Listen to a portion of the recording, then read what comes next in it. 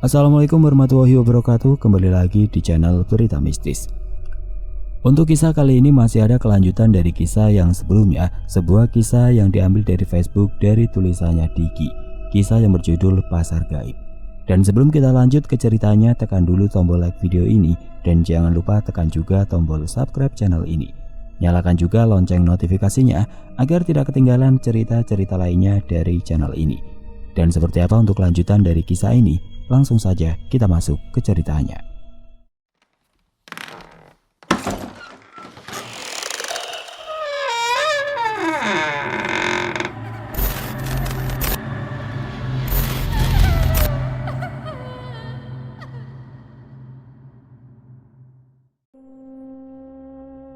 Aku bergegas menghampiri cahaya terang itu dengan perasaan tidak tenang.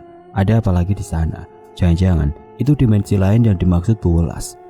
Benar saja, wanita yang sebelumnya ternyata memang Sinta. Di depan sana ada sebuah pasar malam yang lebih besar dan lebih ramai dari sebelumnya. Tapi anehnya tidak ada satu wanita pun di dalam sana, semua laki-laki. Sayang, jangan masuk ke sana. Aku menarik tangan Sinta. Dengan cepat Sinta melepaskan cengkeraman tanganku tanpa menoleh sedikit pun. Kau, pergilah, jangan mengganggu kesenangan kami. Pekik lelaki bermata besar itu. Aku berusaha mengalihkan pandangan agar tidak terhipnotis, tapi tetap memantau keadaan Sinta agar tidak masuk ke dalam pasar itu. Seharusnya kamu yang pergi. Jangan ganggu manusia tidak bersalah seperti kami. Siapapun wanita yang berkeliaran tengah malam di daerah sini, dia adalah mangsaku. Aku berdiri menghadang Sinta agar tidak terus berjalan masuk. Beberapa kali berusaha menyadarkannya, tapi hasilnya nihil. Kau minggir atau mau dijadikan santapan binatang buas? Ancamnya sembari menunjuk ke arahku. Aku baru ingat sekarang, memang di daerah sini banyak pasar malam yang tidak terlihat. Dulu pernah ada kasus tentang anak SMA yang hilang, pulang-pulang sudah hamil besar. Katanya anak itu masuk ke pasar malam gaib yang penghuninya hanya laki-laki. Aku tidak takut sedikit pun dengan kalian. Baiklah, kalau itu yang kau mau. Lelaki bermata besar itu memukul kentongan yang sedari tadi di bawahnya. Sinta yang berdiri di belakangku spontan bereaksi seperti orang kesurupan. Dia melompat-lompat kegirangan sembari tertawa cekikikan. Semakin kentongan itu dipukul dengan keras, tingkah Sinta semakin menjadi-jadi, sampai melompat ke atas pohon besar. Sayang, sadarlah, kendalikan dirimu. Habisi lelaki itu, perintah lelaki bermata besar. Sinta mematahkan ranting pohon, melompat turun menyerang dengan ranting kayu yang ujungnya runcing. Aku refleks menghindari serangan yang datang bertubi-tubi sembari menggendong Alia yang masih tertidur pulas. Jangan buang-buang waktu, cepat lenyapkan lelaki itu. Pekiknya yang terus memukul kentongan. Aku terus saja menghindari serangan yang semakin gesit dan sulit untuk ditebak. Apalagi sembari menggendong Alia, tentu tidak mudah. Pundakku tertusuk ranting kayu yang begitu tajam. Perlahan darah mengalir menodai baju putih yang kupakai. Kerja bagus. Lelaki bermata besar itu tertawa bahagia. Aku bersandar pada pohon besar sembari menahan rasa sakit yang kian menjalar. Sementara Sinta terdiam, seperti berusaha merebut kendali atas dirinya dari makhluk itu. Jangan melawan, turuti saja perintahku. Semakin melawan, tubuhmu akan semakin sulit untuk digerakkan. Benar saja, tubuh Sinta seketika membeku, terdiam di tempat seperti patung. Sudah cukup, aku bermain-main. Sekarang saatnya. Lelaki bermata besar itu bersiul-siul, membuat orang-orang yang sedang beraktivitas di dalam pasar malam berlarian keluar. Aku mengambil potongan kayu yang ada di bawah pohon, bersiap melawan mereka jika sewaktu-waktu menyerang. Bawa wanita yang berdiri di sana masuk, perintah lelaki bermata besar itu. Mereka berlari menghampiri Sinta yang berdiri seperti patung. Sebelum mereka mendekat, aku menghadang, melawan rasa takut yang mulai menguasai diri. Mereka melompat membabi buta, melakukan serangan begitu brutal, sampai membuatku kewalahan dan terdesak mundur. Mas Amri, teriak Sinta yang mulai sadar dari pengaruh hipnotis. Bak, beberapa dari mereka terkapar akibat terkena pukulan yang aku layangkan.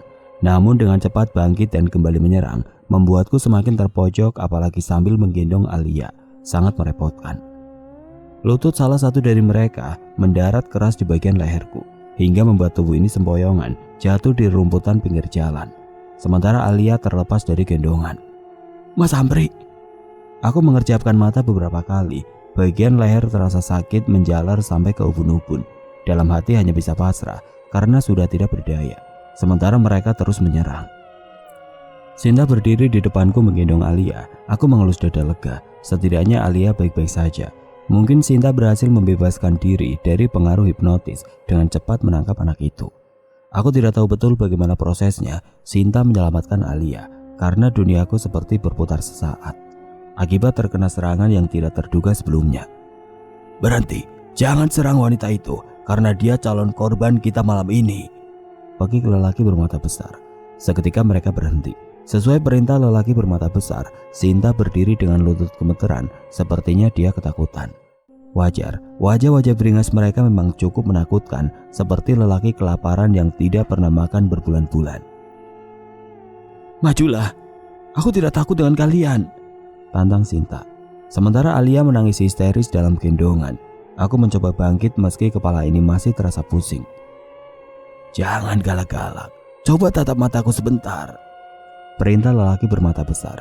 Sinta menundukkan pandangannya, berusaha menghindari tatapan lelaki bermata besar itu. Sepertinya dia sudah tahu kalau menatap ke depan akan terhipnotis lagi. Baiklah, kalau kau tidak menuruti kata-kataku lagi. Lelaki itu tersenyum. Anehnya, aku yang dari tadi menatap lelaki itu tidak terpengaruh hipnotisnya. Apa hipnotis itu hanya berlaku untuk wanita saja? Tangkap wanita itu dan bawa masuk ke dalam pasar kita, seru lelaki bermata besar. Mereka mengepung Sinta dengan cara membuat lingkaran, pelan tapi pasti mendekati Sinta dengan senyum yang sangat mengerikan, seperti ingin memangsa. Aku melompat melakukan serangan dari belakang. Satu persatu dari mereka terkena pukulan yang aku layangkan. Anehnya, tidak merasa sakit. Pukulan itu tidak berefek sedikit pun. Malah tubuh ini terlempar dengan sendirinya, seperti ada yang mendorong tapi tidak terlihat wujudnya. Lagi-lagi aku terjatuh di rumputan. Di saat yang sama muncul seseorang dengan gesit menabur bubuk putih ke udara, membuat mereka tidak lagi bisa melihat. Bahkan lelaki bermata besar itu terus mengusap matanya hingga berwarna merah. Mihana, ucapku spontan yang kaget. Wanita berambut dikepang itu berdiri dengan percaya diri. Senyuman terlihat tidak asing, mirip dengan Bulas. Di antara mereka ada yang mencoba menyerang Mihana. Hanya hitungan detik dibuat jatuh tidak berdaya. Tubuhnya hilang menjadi asap hitam. Kurang ajar kau Mihana, berani sekali ikut campur urusanku. Lelaki bermata besar itu terlihat sangat marah. Mihana hanya tersenyum sembari memberi jalan untuk Sinta. Kali ini tidak akan aku biarkan kau lolos Mihana. Lelaki bermata besar melompat ke atas pohon. Kalian cepat pergi sebelum dia memanggil bala bantuan dari pasar gaib, teriak Mihana. Sinta berlari menghampiriku. Ayo mas, kita pergi sekarang. Wahai para penghuni pasar gaib, dari ujung selatan sampai utara, datanglah. Aku Juful, butuh bantuan kalian, teriak lelaki bermata besar itu. Tiba-tiba di tempat-tempat yang gelap dan kosong muncul lampu-lampu yang menyala kemerahan. Orang-orang tinggi kurus, wajahnya pucat, berdiri mengenakan jubah hitam. Entah asalnya dari mana, mereka berbaris di bawah lampu. Cepat pergi, tunggu apa lagi? Pekik Mihana. Alia yang dari tadi menangis tidak pernah berhenti sampai suaranya hampir habis, membuatku semakin cemas. Sementara Mihana memberitahu kami jalan yang aman untuk dilewati agar tidak kembali ke tempat yang sama. Tunggu aku mas. Sinta terlihat kesulitan berjalan. Kakinya beberapa kali tersandung sesuatu. Karena memang jalan yang Mihana sarankan tidak mudah, kami dilarang melewati jalan biasa, harus menerobos semak belukar setinggi lutut. Benar saja cara ini berhasil.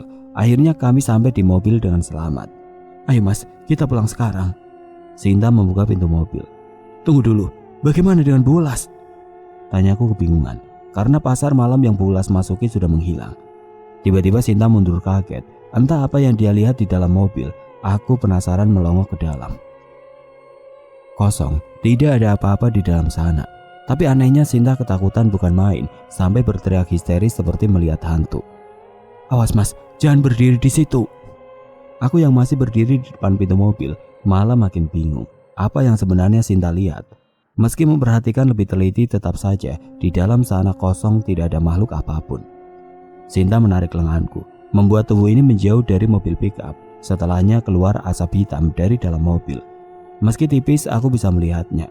Asap hitam tersebut membentuk seperti kerangka tengkorak manusia, lalu menghilang di udara.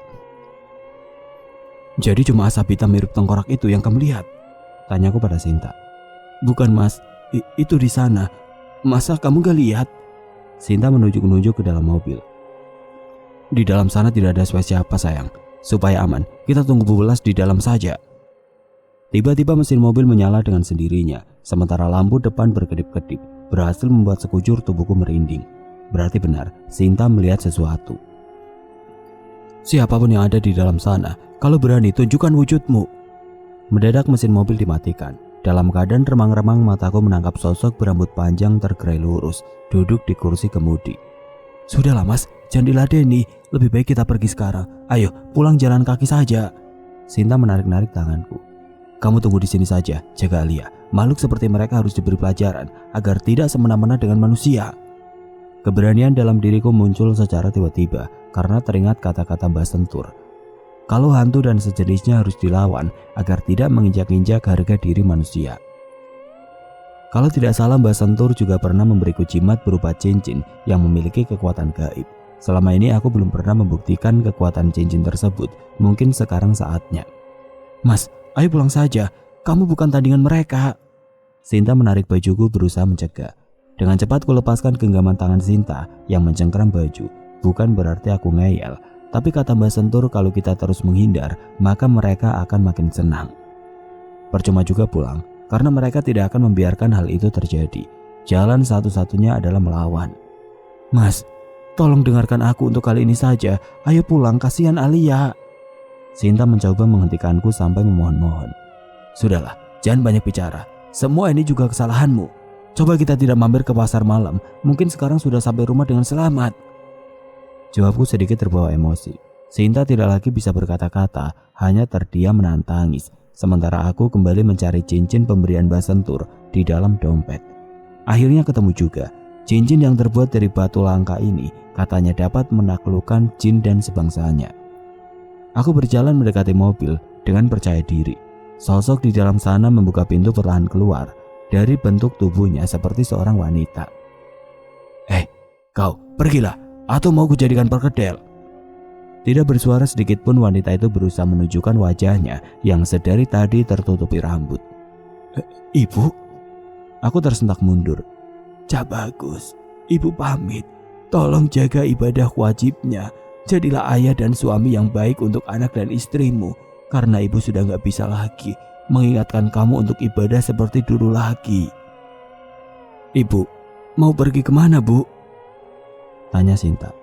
Ke tempat yang jauh Cak Ayu. Terima kasih sudah mau menjadi menantu ibu. Maaf jika sebagai mertua, ibu tidak sesuai keinginanmu. Ibu menghilang di balik mobil bersama kegelapan malam. Aku berdiri dengan perasaan yang mulai tidak enak. Mas, tadi yang kita lihat itu beneran ibu atau bukan? Entahlah, sepertinya bukan. Mungkin hantu yang menyerupai ibu. Tapi dari tutur bicaranya seperti ibu mas, lemah lembut dan penuh kehangatan. Aku bisa merasakan itu. Tiba-tiba muncul wajah pucat dengan noda darah di bibir dari balik pohon besar di samping kami. Teriakku kaget bukan main. Itu Bu Welas mas. Oh iya, hampir saja jantungku copot. Ternyata memang Bu Welas. Kuperhatikan kakinya menempel tanah. Bu Welas terbata-bata, seperti ingin menyampaikan sesuatu, tapi sulit. Wajahnya lesu. Ada apa bu? Sinta mendekati Bu Welas yang berdiri dengan tatapan mata kosong. Maafkan saya Nduk Sinta, Nak Amri, karena gagal menyelamatkan ibu kalian. Maksud sampean apa bu? Tanyaku dengan perasaan yang mulai tidak enak. Bu Welas terduduk lemas di bawah pohon. Wajahnya terlihat kelelahan, seperti habis berkelahi. Ibu kalian meninggal dunia menjadi tumbal pasar gaib karena ternyata Mijam sudah memakan uang gaib. Entah siapa yang memberinya. Mendengar itu seluruh tubuhku lemas sampai tidak sanggup berdiri lagi. Diikuti dada yang terasa sesak. Duniaku benar-benar hancur. Saya sudah berusaha semampunya, tapi tidak bisa melawan takdir alam gaib. Siapapun yang sudah memakan uang gaib itu pasti akan menjadi tumbal. Uang gaib? Jangan-jangan ada hubungannya dengan Budewarti. Sebab beberapa bulan yang lalu ibu sempat bercerita kalau dapat uang banyak, jadi bisa beli bahan pokok untuk 1 bulan penuh, sampai menolak uang pemberianku. Pasti orang yang memberi ibu uang adalah Budewarti, karena hanya dialah yang berhubungan dengan pasar gaib. Lagi pula sudah lama Budewarti tidak menyukai ibu, semuanya jadi masuk akal sekarang. Bu Wulas, Mas Amri, tenang. Takdir hidup dan mati itu Tuhan yang menentukan. Kita sebagai manusia hanya bisa berdoa semoga ibu diberi umur panjang. Sebaiknya kita pulang sekarang. Kami pulang dengan perasaan was-was dan berharap ketakutan yang Bu Wulas katakan tidak menjadi nyata. Sinta yang mengemudi mobil, sementara Bu Wulas menggendong Alia. Aku hanya terduduk lemas, memandangi luar jendela. Samar-samar dari kejauhan terdengar ayam berkokok, pertanda hari mulai pagi. Sesampainya di rumah sudah banyak warga berkumpul. Mbok Genuk berlari keluar dengan air mata yang tertahan, memeluk Bu Wulas. "Mijem sudah tidak ada," gumam Mbok Genuk. Mendengar itu aku berlari ke dalam rumah dengan perasaan yang begitu hancur, sulit untuk digambarkan. Aku melihat jenazah ibu sudah berada di ruang tamu, tertutupi kain jarik. Air mata ini tumpah tidak terasa memenuhi pipi. "Yang sabar ya Mas." Sinta yang menyusul masuk, mengelus punggungku pelan. Sulit untuk diceritakan secara detail proses pemakaman ibu. Yang jelas itu adalah momen terpahit dalam hidupku. "Mas, kita kehabisan gula. Kamu masih pegang uang tidak?" "Untuk apa gula? Biasanya nggak minum kopi juga tidak apa-apa," sautku sembari menatap pekarangan belakang rumah. "Kamu lupa ya Mas, ini kan malam ke-7 hariannya ibu. Sebentar lagi akan datang bapak-bapak tahlilan. Masa nggak disuguhi kopi? Nggak enak lah kita sebagai tuan rumah." "Permisi, maaf Bude baru bisa datang karena kemarin-kemarin sibuk. Ini ada gula dan kopi, mohon diterima," ucap Budewarti. "Terima Kak." Sinta tidak bisa melanjutkan ucapannya karena aku lebih dulu mengambil gula dan kopi pemberian Budewarti, lalu melemparnya ke belakang rumah. "Apa-apaan sih kamu Mas?" Sinta melirikku kesal. Tidak aku tanggapi respon Sinta karena dia tidak tahu kejadian sebenarnya. Mau membeberkan bahwa Budewarti pelaku di balik kematian ibu pun percuma karena tidak ada buktinya. Saat itu hanya aku yang melihat Budewarti ada di dalam pasar gaib itu. "Sekarang juga ambil gula dan kopi itu, lalu minta maaf kepada Budewarti Mas," perintah Sinta dengan mata mendelik. "Gak mau, lebih baik kita beli gula dengan uang sendiri daripada dikasih orang lain hasil pesugihan." "Kamu ngomong apa sih Mas? Gak sopan tahu." Sinta mulai meninggikan suaranya. Sudah jangan berantem. Biar Bude yang pergi. Maaf kalau kedatangan Bude bikin kalian tidak nyaman." Budewarti pergi tanpa mengambil gula dan kopi yang aku buang. Namun belum terlalu jauh berjalan, Budewarti berlari berbalik arah. "Mijem, tolong, ada hantu!" teriaknya ketakutan sampai menabrak Sinta. "Ada apa Bude?" tanya Sinta sembari menahan sakit karena tertabrak. Itu ada hantu. Mijem berdiri di sana." Aku melihat ke arah yang Budewarti tunjuk. Tidak ada siapa-siapa di sana. Sinta pun terlihat bingung, sama sepertiku tidak melihat apapun. "Di sana tidak ada siapa-siapa Bude. Itu yang menggantung karung, membungkus nangka." "Bukan yang menggantung, tapi yang berdiri di bawah pohon." Budewarti bersembunyi di belakang Sinta saking ketakutannya.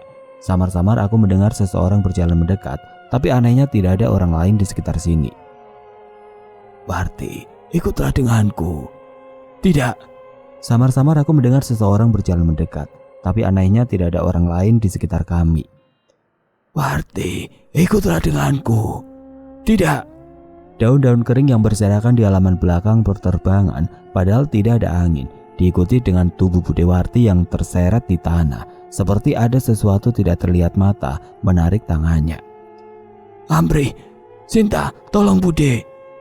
Awalnya Sinta merasa kesal karena mengira Budewarti bercanda, tapi setelah Budewarti mengalami beberapa luka akibat terseret di tanah, Sinta berubah panik. "Bagaimana ini Mas?" "Biarkan saja, Budewarti memang pantas mendapatkan itu." Sebenarnya aku juga kasihan dengan Budewarti, tapi hati kecil ini sudah terlanjur benci. Rasanya berat untuk memaafkan perbuatannya. Tolong. Sinta panik sampai memanggil bapak-bapak tahlilan yang baru datang. Ada apa Mbak? Tanya Pak RT sembari berlari. Tidak hanya Pak RT, beberapa warga berlari menghampiri kami yang berada di belakang rumah. Begitupun dengan Pak Ustadz. Tolong selamatkan Bu Dewarti Pak. Astagfirullah. Pak RT kaget bukan main.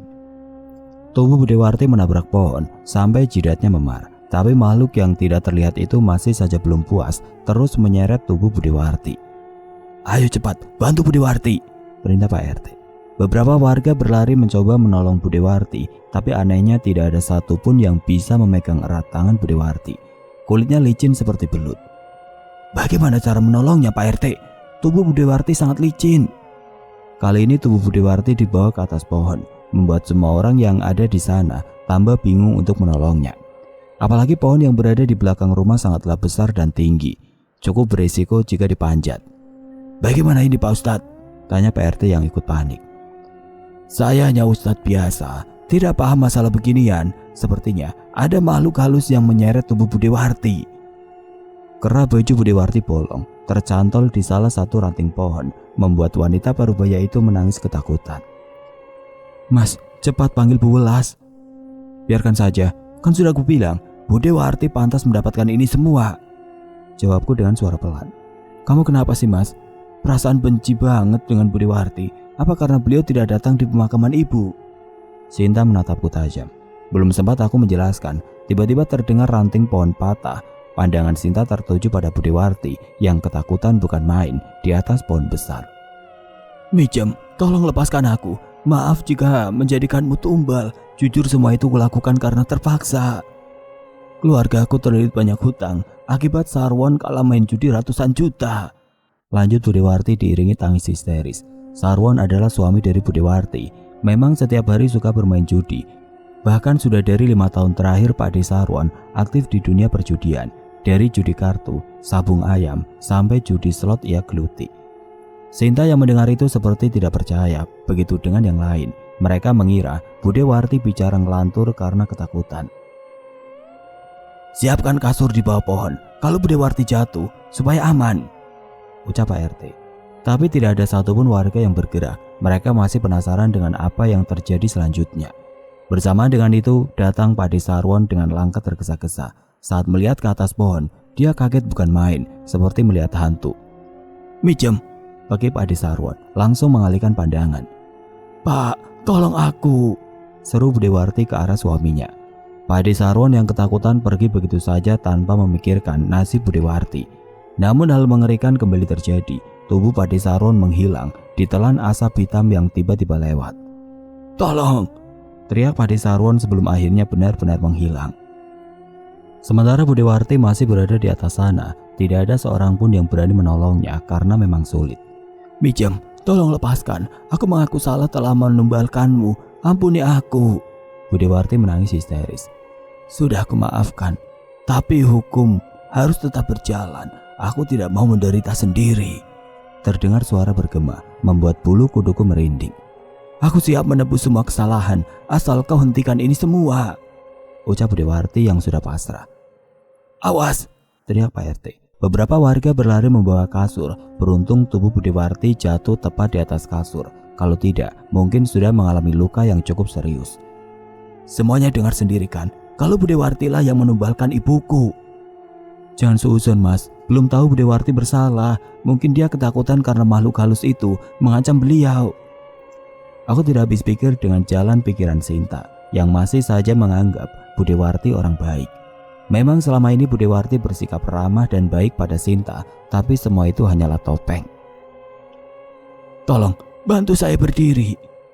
Bu Welas yang baru datang membantu Bu Dewarti berdiri dengan hati-hati, berjalan mendekati kami. Saya tadi hanya bicara ngelantur.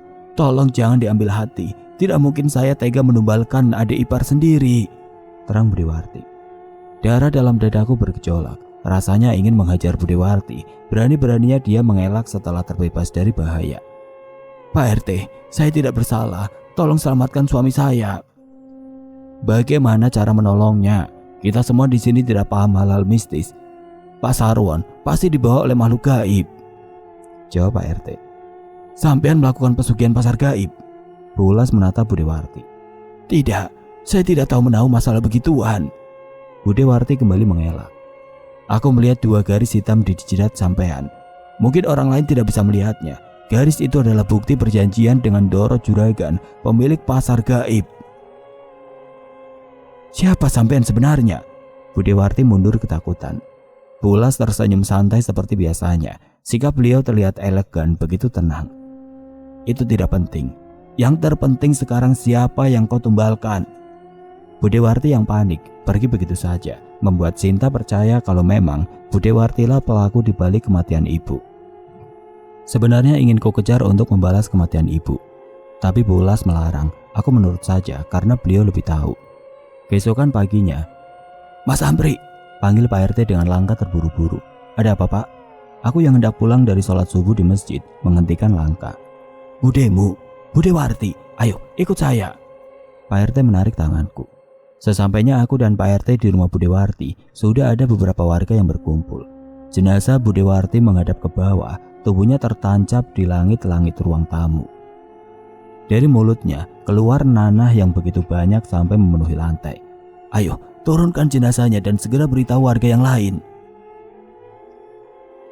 Aku masih tidak habis pikir, kenapa Budewarti bisa meninggal dunia secepat itu. Bukannya dia sudah memberikan tumbal sesuai permintaan Doro Juragan. 1 hari setelah jenazah Budewarti dikuburkan, Bu Ulas datang bertemu ke rumah. Tumben bertamu malam-malam begini, Bu. Biasanya pagi kalau nggak sore, ujar Sinta. Saya hanya ingin menyampaikan sesuatu yang mendesak. Aku yang penasaran ikut duduk di kursi ruang tamu. Tadinya sedang bermain dengan Alia di ruang tengah. Hal mendesak apa, Bu? Ada yang mengincar anak kalian untuk tumbal pasar gaib. Karena sebenarnya Budewarti hanya kaki tangan. Di balik itu, ada seseorang yang dapat keuntungan banyak tanpa harus bersusah payah. Hanya mempengaruhi orang sekitar. Jelas Bu Ulas. Siapa orang itu? Dan sampean tahu dari mana? Tanyaku penasaran. Orang itu masih dirahasiakan. Saya bisa tahu karena dulu pernah menjadi selirnya Doro Juragan sampai kami mempunyai anak bernama Mihana yang hanya bisa hidup di alam gaib. Jelas Bu Ulas. Pantas saja senyum Mihana mirip dengan Bu Ulas. Ternyata dia anaknya. Menjadi selir Doro Juragan adalah penyesalan terbesar dalam hidup saya. Jika waktu bisa diulang, saya tidak akan melakukan hal bodoh itu. Lanjut Bu Ulas. Tapi kenapa orang itu mengincar anak kami? Karena anak kalian memiliki 2 pusaran rambut di kepala. Dan kalau saya tidak salah, informasi dulu lahirnya sungsang kan? Iya betul, Bu. Tumbal seperti inilah yang sangat dicari-cari pasar gaib. Doro Juragan berani membayar mahal. Orang yang menumbalkan anak tersebut akan kaya raya sampai 7 turunan. Jelas Bu Ulas. Terdengar benda jatuh dari dapur. Aku yang menyadari Alia masih di ruang tengah segera berlari. Tumbal seperti inilah yang sangat dicari-cari pasar gaib. Doro Juragan berani membayar mahal. Orang yang menumbalkan anak tersebut akan kaya raya sampai 7 turunan. Jelas Bu Ulas. Terdengar benda jatuh dari dapur. Aku yang menyadari Alia masih di ruang tengah segera berlari. Alia? Seseorang memakai baju serba hitam dan topeng kain penutup wajah berlari keluar menggendong Alia. Cepat, kejar Mas. Aku berlari mengejar ke arah belakang rumah, melewati pepohonan besar yang tumbuh subur, tapi langkah ini terhenti. Ada wanita parubaya berdiri menghadang dengan wajah pucat. Budewarti? Ucapku spontan. Sinta dan Bu Ulas yang baru datang ikut kaget melihat sosok Budewarti. Kuperhatikan kakinya tidak menempel tanah. Pergilah, jangan ganggu kami, seru Bu Ulas. Sosok yang menyerupai Budewarti tertawa kegirangan, tidak takut sedikitpun dengan ancaman Bu Ulas. Maju ke Ulas, jangan banyak bicara. Kita buktikan siapa yang terhebat. Aku mundur 2 langkah, menyamai posisi Bu Ulas berdiri. Kalian cari saja Alia, biar makhluk ini saya yang urus, ucap Bu Ulas. Siap Bu. Aku berlari menyusuri perkebunan kopi yang tidak jauh dari rumah. Beruntung malam ini terang bulan, jadi bisa melihat keadaan sekitar dengan jelas. Itu, dia ke sana. Sinta menunjuk seseorang yang berusaha menaiki tanggul pembatas. Terdengar juga suara tangis Alia yang begitu nyaring. Tidak salah lagi, itu memang orang yang kami cari. Aku berlari menerobos lewat kiri agar lebih cepat sampai. Begitupun dengan Sinta yang terus mengikuti dari belakang. Mau kemana kau? Teriakku menghadang dari depan. Sinta yang terburu-buru berusaha meraih topeng yang dikenakan orang tersebut. Tapi hal itu dapat digagalkan. Tangan Sinta berhenti di udara, tidak mampu bergerak, seperti terkena ilmu sihir. Kesempatan tersebut membuat dia lengah karena hanya fokus kepada Sinta. Dengan cepat aku merebut Alia dari gendongannya. "Bawa Alia pergi, Mas." Sebenarnya bisa saja aku membawa Alia pergi, tapi bagaimana dengan Sinta? Orang ini bisa saja melakukan kekerasan. "Bagaimana denganmu?" "Jangan pedulikan aku, keselamatan Alia lebih penting." "Serahkan Alia kepadaku jika ingin selamat, karena aku akan melindungi Alia," ucapnya sembari membuka topeng. "Mbok Genuk?" Aku terperangah, kaget, begitupun dengan Sinta. Aku masih tidak percaya kalau Mbok Genuk pelakunya, padahal selama ini dia sangat baik dan terkenal ramah. "Saya tidak berniat jahat, hanya ingin melindungi Alia," jelas Mbok Genuk. Sinta menggeleng tidak percaya, apalagi aku. Jelas-jelas Mbok Genuk masuk rumah tanpa izin, mencuri anak kami. Mana ada orang yang ingin melindungi bersikap seperti itu? "Amri, Sinta, percaya sama Mbok. Kalian harus tahu kalau Bu Welas lah yang punya niat buruk. Dia itu mantan selirnya jin pemilik pasar gaib," terang Mbok Genuk meyakinkan kami. "Maaf Mbok, Bu Welas itu orang baik. Bahkan beliau sudah menjelaskan semuanya tentang masa lalunya yang kelam itu." "Jangan percaya dengan ucapannya. Dia tidak akan berkata jujur kalau tidak terdesak. Akulah yang mendesaknya." "Bu Welas sebenarnya bisa menyelamatkan ibumu, tapi dia tidak mau. Sementara Alia akan ditukar dengan Mihana, anak kandungnya, agar Mihana bisa menjalani kehidupan normal," lanjut Mbok Genuk. Sinta terdiam sejenak, mulai terpengaruh dengan perkataan Mbok Genuk. Kalau dipikir ulang memang ada banyak kejanggalan. Tapi aku tidak begitu percaya dengan yang disampaikan Mbok Genuk. Buktinya, dia memiliki ilmu sihir yang tidak pernah ku tahu sebelumnya. "Percayalah sama Simbo, kalau Alia tidak bisa ditumbalkan untuk pesugihan karena memiliki tanggal lahir di hari keramat. Alia hanya bisa ditukar dengan Mihana agar bisa hidup normal seperti manusia pada umumnya." "Apapun yang sampean katakan percuma, tidak akan membuat saya percaya. Sebaiknya sampean bertobat, jangan lagi melakukan hal-hal tercela seperti ini." Di saat yang sama datang Bu Welas bersama beberapa warga dan juga Pak RT. "Kurang ajar, ternyata kalian keras kepala." Mbok Genuk berusaha kabur tapi sudah dikepung warga. "Tangkap saja dia, Pak. Kita sidang di balai desa," ujar Bu Welas. Mbok Genuk tidak tinggal diam. Mulutnya komat kamit memanggil sesuatu. Tiba-tiba angin bertiup kencang. Dari balik pepohonan muncul bayangan hitam. Wujudnya seperti manusia, tapi memiliki ekor dan tanduk. "Nyerahlah Mbok Genuk. Percuma, pasukanmu tidak akan bisa menyentuh kami," pekik Bu Welas. "Cobalah lawan, kalau kau memang sakti mandraguna," sahut Mbok Genuk dengan suara lantang. "Bapak-bapak, berdirilah, membentuk lingkaran, akan saya bacakan mantra," perintah Bu Welas. Pak RT dan yang lainnya berdiri membentuk lingkaran. Begitu bayangan hitam mencoba menyerang, Bu Welas membaca mantra dan menginjak-injak tanah 3 kali. Semuanya kembali seperti semula. Angin menghilang bersama bayangan hitam, sementara Mbok Genuk terjatuh. Mulutnya mengeluarkan darah. Sejak saat itu aku dan Sinta tidak pernah kembali ke kampung. Meskipun Mbok Genuk sudah diadili dan diusir oleh warga karena ternyata diam-diam mengamalkan ilmu hitam untuk keabadian, bukan kekayaan. Sementara Bu Welas masih berhubungan baik dengan kami. Sesekali menyapa lewat telepon. Masa lalu beliau memang buruk karena pernah berhubungan dengan makhluk gaib, tapi hatinya cukup baik. Kini peristiwa itu sudah 12 tahun berlalu. Bahkan Alia yang sudah tumbuh menjadi gadis pintar tidak pernah mengingat sedikitpun kejadian pahit tersebut. "Mas, ini kopinya." Sinta meletakkan kopi di atas meja. Aku tersenyum memandangi teras depan rumah yang cukup luas. Sekarang kami sudah memiliki rumah sendiri, meski tidak terlalu besar, tapi cukup nyaman. "Papa?" "Iya sayang. Temenin Alia, ada yang mau ke pasar malam di tengah hutan, katanya menyenangkan. Alia boleh ikut ya?" Aku menoleh kaget. "Tidak usah, besok minggu kita bertiga pergi ke pantai saja." "Serius, Pak?" "Iya." Alia memeluk tubuhku erat, begitu bahagia. Memang selama ini dia paling senang kalau diajak berlibur ke pantai. Oke teman-teman, sekian untuk kisah kali ini. Bagaimana menurut kalian tentang kisah ini? Tulis komentar kalian di kolom komentar. Dan buat teman-teman yang baru bergabung, jangan lupa untuk like, komen, share, serta subscribe channel ini. Dan nantikan kisah-kisah horor berikutnya tetap di channel Berita Mistis. Wassalamualaikum warahmatullahi wabarakatuh.